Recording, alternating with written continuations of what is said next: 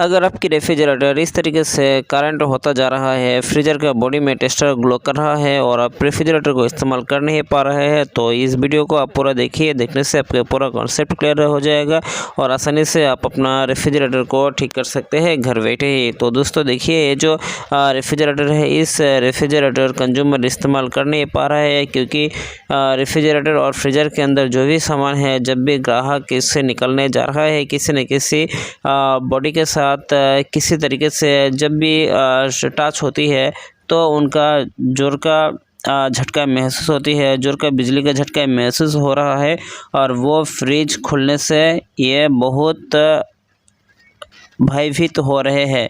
तो दोस्तों आप देखिए, तो अगर आपके रेफ्रिजरेटर में इस तरीके का कोई भी प्रॉब्लम आता है तो कैसे आप उससे घर बैठे ही हल कर सकते हैं।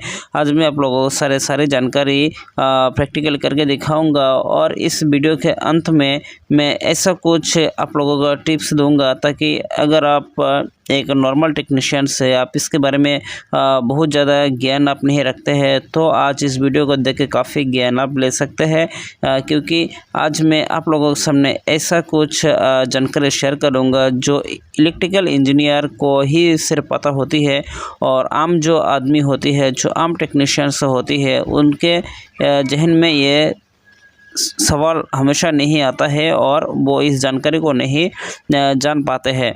तो दोस्तों देखिए, आज मैं आप लोगों के सामने सारे ट्रिक्स सारी आपको अप्लाई करके दिखाऊंगा ताकि आप इस रेफ्रिजरेटर को आसानी से ठीक कर सकते हैं। अगर आपके घर में कोई भी रेफ्रिजरेटर है, हो सकती है इन्वर्टर रेफ्रिजरेटर है, हो सकते हैं नॉन इन्वर्टर रेफ्रिजरेटर है, किसी भी टाइप का रेफ्रिजरेटर है, आप उससे आसानी से घर बैठे ही हल कर सकते हैं। तो दोस्तों देखिए, ये जो टेस्टर ये बहुत ज़्यादा ग्लो कर रहा है और इसका आप मेटल शीट भी देख सकते हैं, सक्शन पाइप देख सकते हैं, डिस्चार्ज पाइप देख सकते हैं। आप जिस पॉइंट में जिस जगह इस टेस्टर को आप रखें उस जगह ही ये लाइट ग्लो होता जा रहा है। तो ऐसा क्यों होता है और होने से आपको ये क्या खराबी है, और आप तो इसके खराबी के बारे में जानते ही हैं। आप इस रेफ्रिजरेटर को इस्तेमाल कर नहीं पाएंगे। अगर इस्तेमाल करते हैं तो इस रेफ्रिजरेटर का स्विच बंद करके प्लग अनप्लग करके आप इसका सामान बाहर की तरफ निकाल सकते हैं। इसके अलावा और भी कोई इसमें चारा नहीं बचा हुआ है। तो दोस्तों देखिए, मैंने अभी इस रेफ्रिजरेटर के प्लग को अनप्लग किया है और अभी मैं इसे चेक करूंगा। चेक करने के स्टार्ट करूंगा। स्टार्ट करने से पहले आप लोगों के पास मेरे एक रिक्वेस्ट है, जिन लोगों ने अब तक मेरे चैनल को सब्सक्राइब नहीं किया है वो तुरंत नीचे दिए गए सब्सक्राइब बटन को प्रेस कर दे और साथ में दिए गए घंटों को जरूर ऑल कर दे, ताकि जब भी मैं कोई नई वीडियो अपलोड करूं उसके नोटिफिकेशन आपके पास पहुंच जाया करे और आप उस वीडियो का आनंद उठा सकें। तो फिलहाल आप देख सकते हैं, ये जो प्लग पॉइंट है, प्लग पॉइंट ये 220 लाइन है। 220 लाइन से ये रेफ्रिजरेटर ऑपरेट होती है। और दोस्तों देख सकते हैं, ये जो 220 लाइन है, इस 220 लाइन में आपको सबसे पहले वोल्टेज को चेक करनी है। तो दोस्तों देखिए, मैं अभी वोल्टेज चेक कर रहा हूँ। तो आपको इस जगह 220 के ऊपर भी वोल्ट मिलेगी और 220 के थोड़ा नीचे भी मिल सकती है, 15-20 मिल सकती है। अगर 40 तक होती है या फिर 40 से थोड़ा नीचे होती है 5 से 10%, तो कोई भी इसमें वोल्टेज की प्रॉब्लम नहीं होती है, शिकायत नहीं होती है।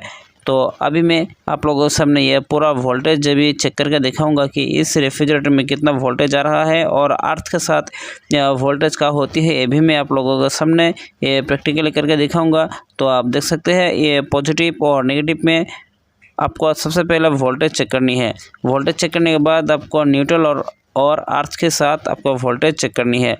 तो दोस्तों देखिए, पॉजिटिव और नेगेटिव प्रोब मैंने प्लग में जो सॉकेट है, सॉकेट में मैंने इंसर्ट कर दिया और आप देख सकते हैं 231 वोल्टेज ले रहा है। 231 वोल्ट इसमें आ रही है। तो दोस्तों देखिए, इसमें वोल्टेज का कोई भी इसमें शिकायत नहीं है। और आप देख सकते हैं, ये जो अर्थ के पॉइंट है, अर्थ और न्यूट्रल में आपको वोल्टेज भी चेक करना है।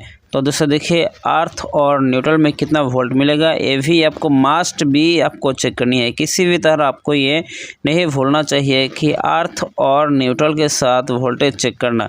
अगर आप भूल जाते हैं तो आपके ये काफ़ी नुकसान होगी। तो दोस्तों आप देख सकते हैं, अर्थ और न्यूट्रल के बीच में क्या वोल्टेज मिल रहा है।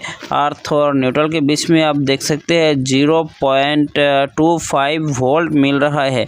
तो दोस्तों आप कमेंट करके बताइए कि ये वोल्ट सही है कि नहीं। अगर आप एक इंजीनियर है, आप एक क्वालिफाइड टेक्नीशियंस है, आपकी इस बारे में काफ़ी जानकारी है, आप बहुत ही अच्छे से काम कर रहे हैं, बहुत ही सीनियर है, तो सबसे पहले आप मुझे कमेंट करके बताइए कि ये जो वोल्ट आ रहा है ये वोल्ट सही है कि नहीं। आखिर में मैं वीडियो के बताऊंगा कि ये इसमें कितना वोल्ट होना चाहिए। तो दोस्तों देखिए, ये जो सॉकेट है, सॉकेट के मैंने बाहर की तरफ कर लिया है और आप देख सकते हैं पॉजिटिव है, पॉजिटिव में टेस्टर ग्लो कर रहा है। और आप देख सकते हैं जो नेगेटिव है, नेगेटिव में तो टेस्टर ग्लो नहीं करेगा, ये हर लोग जानते हैं। और आप देख सकते हैं जो अर्थ है, अर्थ में आपको भी ये चेक करना पड़ेगा कि अर्थ में इसमें वोल्ट आता है कि नहीं, इसमें आपको टेस्टर ग्लो होता है कि नहीं। तो दोस्तों देखिए, अर्थ में भी ग्लो नहीं हो रहा है। तो अभी आप सोच रहे होंगे कि अर्थ में वोल्ट शो नहीं कर रहा है, अर्थ में टेस्टर ग्लो नहीं होता है, तो इससे फ्रिज में और कोई मसला भी हो सकती है। तो दोस्तों आपका सोचते हैं इस बारे में क्या राय है, फटाफट आप नीचे कमेंट करके भी दे सकते हैं। देखते हैं जो मेरा आंसर है, आंसर के साथ आपके जो आंसर है ये तालमेल बैठता है कि नहीं। तो दोस्तों देखिए, ये जो अर्थ के पॉइंट है, अर्थ में भी टेस्टर ग्लो नहीं होता है अक्सर, या फिर कभी कभी देखा जाता है कि जो अर्थ की लाइन है, अर्थ की लाइन में टेस्टर भी ग्लो होता जा रहा है, ग्लो भी होता है। तो उस टाइम आप क्या करते हैं, जो अर्थ की लाइन है, अर्थ की लाइन आप पावर पॉइंट से एलिमिनेटेड कर देते हैं। एलिमिनेट करने से ये मसला हल हो जाता है। तो अभी देख सकते हैं अर्थ और न्यूट्रल के बीच में आपके वोल्टेज आपको देखने को मिल रहा है 0.25 वोल्ट आपको देखने को मिल रहा है। देखिए दोस्तों, 0.24 वोल्ट या फिर 5 वोल्ट मिल रहा है। तो ये जो वोल्ट आपको देखने को मिला है, ये वोल्ट बिल्कुल सही नहीं है। अगर आपकी वोल्टेज 0.5 से ऊपर होती है, या फिर 0.05 या फिर 0.10 वोल्ट अर्थ और न्यूट्रल के बीच में लाइन होती है, तो भी इंटरनेशनली रूल के अनुसार स्टैंडर्ड माना जाता है। अगर इससे भी वोल्ट ऊपर जाता है तो आप किसी भी ऑब्जेक्ट पकड़ते हैं तो आपको झंझनाहट महसूस होगी, और आपको जोर का झटका, ये बिजली का झटका महसूस होगी, और आपको ये काफ़ी शॉर्ट वगैरह लगेगी, आपकी ये बिजली का झटका भी लगेगी। तो दोस्तों देखिए, ये जो अर्थ और न्यूट्रल के बीच में वोल्टेज का मात्रा है, इस पे बहुत ही ज़्यादा मात्रा है, और आप इस वजह से इस फ्रिज में लाइट बहुत ज़्यादा ग्लो कर रहा है, और इसमें करंट भी आता जा रहा है। और इसमें न्यूट्रल और अर्थ की जो पकड़ है ये बहुत ही मजबूत है। मजबूत होने की वजह से इस रेफ्रिजरेटर करंट होता जा रहा है। तो इसे आपको चेक करने के लिए आपको ये जो न्यूट्रल है, आपको अर्थ है, अर्थ को आपको इस जगह से एलिमिनेट करना पड़ेगा, और आपको अर्थ के जो वोल्ट है या फिर आपको न्यूट्रल वोल्ट है इसे घटाना पड़ेगा, तो ये ठीक हो जाएगा। और इस लाइन में किसी भी वजह से इसमें वोल्ट बहुत ज़्यादा आ रहा है, जिस वजह से रेफ्रिजरेटर ये करंट होता जा रहा है। तो अभी देखिए, मैंने अर्थ की लाइन बाहर की तरफ कर दिया है, एलिमिनेटेड कर दिया है, और उसके बाद आप देख सकते हैं रेफ्रिजरेटर बिल्कुल ठीक हो चुका है। तो दोस्तों पॉजिटिव और नेगेटिव में 220 लाइन मिलेगा, और नेगेटिव और अर्थ में हमेशा 0.110 वोल्टेज के ऊपर नहीं जाना चाहिए।